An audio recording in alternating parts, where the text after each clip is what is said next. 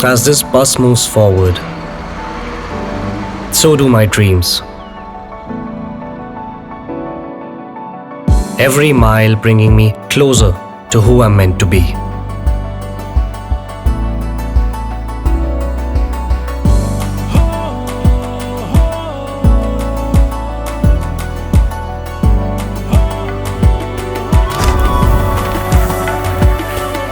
Sinkhania Educational Institute, cultivating knowledge.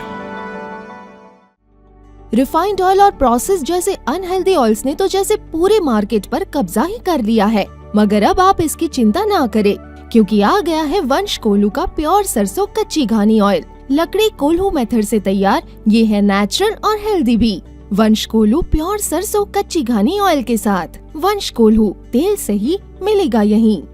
नमस्कार, आप देख रहे हैं आई इंडिया और मैं हूं डॉक्टर पंकज सिंह गौर।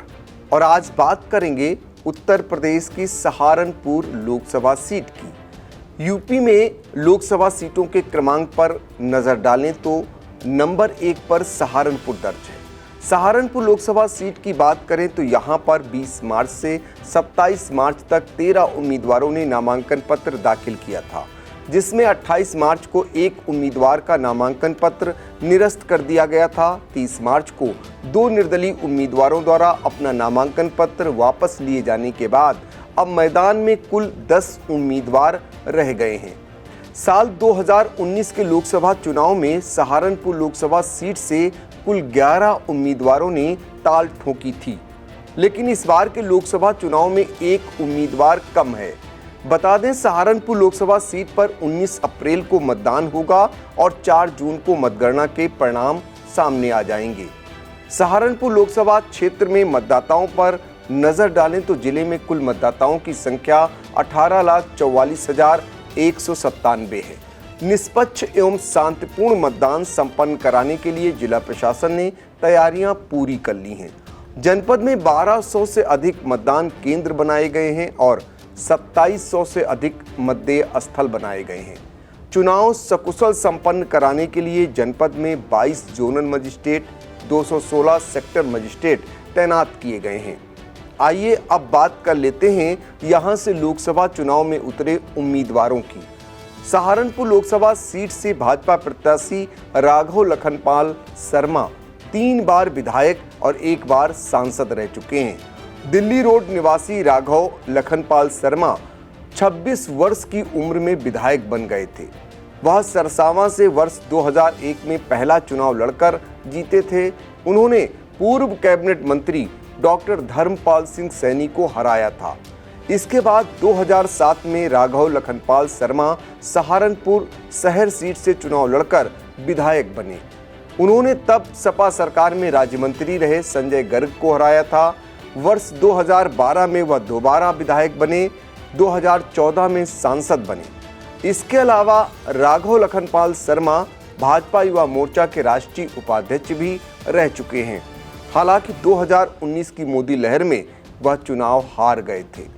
उधर सपा कांग्रेस गठबंधन में यह सीट कांग्रेस के खाते में गई है और कांग्रेस ने इमरान मसूद को यहां से प्रत्याशी बनाया है। मूल रूप से गंगोह के रहने वाले इमरान मसूद का परिवार राजनीति से जुड़ा रहा है। इमरान मसूद ने साल 2006 में सहारनपुर नगरपालिका का चुनाव जीता और साल 2007 विधानसभा चुनाव में सपा से टिकट मांगा। टिकट नहीं मिलने पर वह मुजफ्फराबाद विधानसभा सीट से निर्दलीय लड़े और जीते।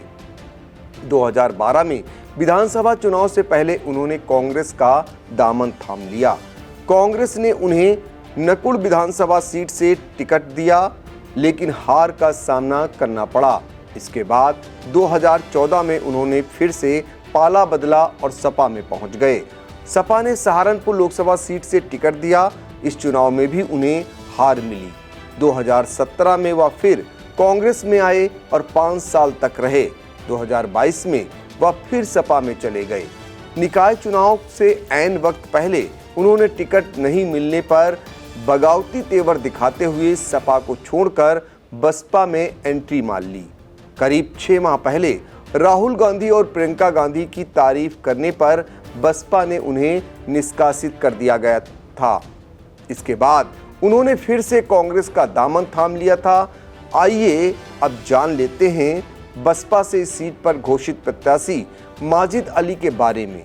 सहारनपुर क्षेत्र के हुलास अकबरपुर निवासी माजिद अली वर्तमान में देवबंद क्षेत्र से जिला पंचायत सदस्य हैं।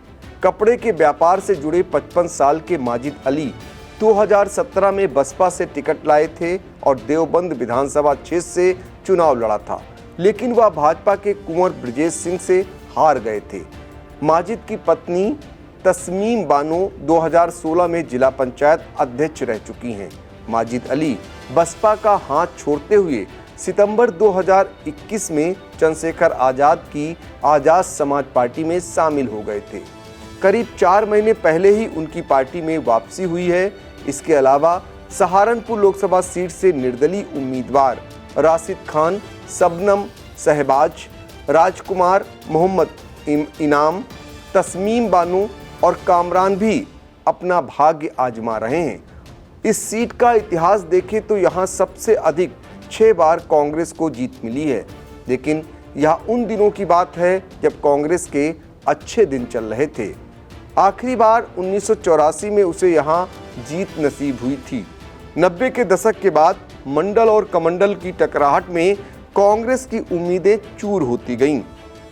1999, 2009 और 2019 में 3 बार बसपा काबिज हुई तो 1996, 1998 और 2014 में यहां कमल खिला। इनके बीच महज एक बार 2004 में साइकिल भी रेस जीतने में कामयाब रही। 2019 के लोकसभा चुनाव में सहारनपुर सीट पर त्रिकोणीय चुनाव हुआ था। बहुजन समाज पार्टी के हाजी फजरुल रहमान ने भारतीय जनता पार्टी के राघव लखनपाल को हराया था। हाजी फजरुल रहमान को 5,14,139 वोट मिले थे तो राघव लखनपाल को 4,91,722 वोट मिले थे। चुनाव में कांग्रेस तीसरे स्थान पर रही थी। उसके उम्मीदवार इमरान मसूद को 2,07,068 वोट मिले थे।